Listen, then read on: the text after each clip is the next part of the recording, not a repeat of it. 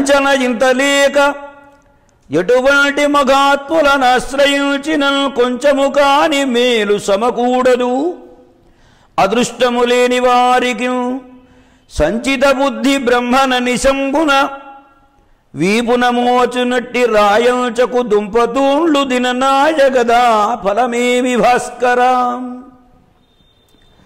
ఏ విధమైనటువంటి వంచన లేకుండగా మహాత్ములైనటువంటి వాడిని ఆశ్రయించినంత మాత్రం చేత అదృష్టం అనేటువంటిది కనుక లేకపోయినట్లయితే వాడికి ఏమాత్రము మేలు అనేటువంటిది జరగదయ్యా. మంచి యోగ్యమైనటువంటి సంపాదిత బుద్ధితో బ్రహ్మదేవుణ్ణి నిరంతరము మూపున మోచేటువంటి ఒక రాజహంస తామరతూడు ఆ దుంపలకు ఉంచినటువంటి ఆ తూడును తిని ఆహారంగా బ్రతుకుతుంది. మానవ జన్మలో ప్రతివాడికి అదృష్టం అనేటువంటిది చాలా ముఖ్యం.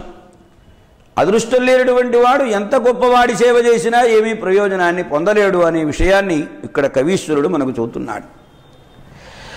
వంచన ఇంతలేక ఎటువంటి మగాత్ములనాశ్రయించిన కొంచెముగాని మేలు సమకూడదు అదృష్టము లేని వారికి సంచిత బుద్ధి బ్రహ్మణ నిశంభును వీపున మ్రోయునట్టి రాయంచకు దుంపతూండ్లు దిననాయగదా ఫలమేమి భాస్కరా.